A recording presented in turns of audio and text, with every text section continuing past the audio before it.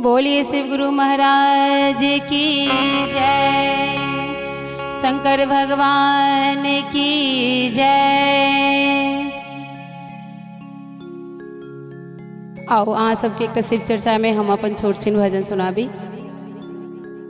चलू चलू सजना शिव गुरु के चरण माजे बना रे जान गुरु के चरण माजे बना रे जान रे जान रे जान दोनों संगे मिलकर शिव से अर्जी कर बैना गे जान दोनों संगे मिलकर शिव से अर्जी कर बैना। चलू चलू सजना शिव गुरु के चरण माजे बैना रे जान गुरु के चरण माजे बैना रे जान रे जान रे जान दोनों संगे मिलकर शिव से अर्जी कर बैना रे जान दोनों संगे मिलकर शिव से अर्जी कर बैना।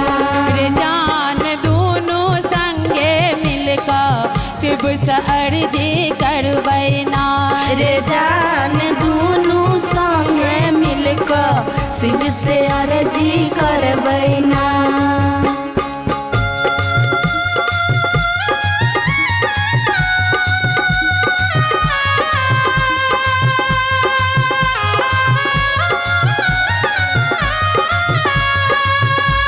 रे जान दोनों संगे मिलकर शिव से अर्जी कर बैना रे जान दोनों संगे मिलकर शिव से अर्जी कर बैना।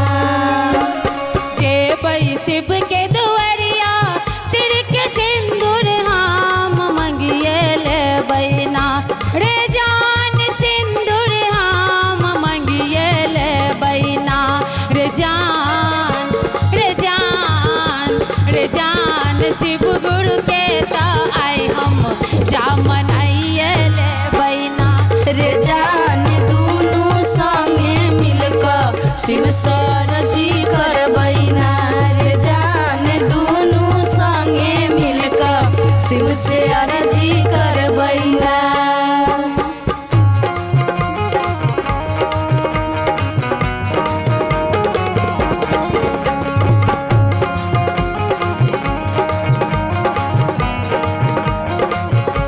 रे जान दोनों संगे मिलकर शिव से अर्जी कर बैना रे जान दोनों संगे मिलकर शिव से अर्जी कर बैना। भोरे शाम के बई शिव गुरु के भजन मारे जान रे जान गुरु के भजन मारे जान रे जान रे जान रे जान पूरा कर दिन शिव गुरु हमर कामना रे जान रे जान पूरा कर दिन शिव गुरु हमरो कामना रे जान। रे जान दोनों संगे मिलकर शिव से अर्जी कर बैना रे जान दोनों संगे मिलकर शिव से अर्जी कर बैना रे जान। चलू चलू सजना शिव गुरु के चरण माजे बैना रे जान गुरु के चरण माजे बैना रे जान रे जान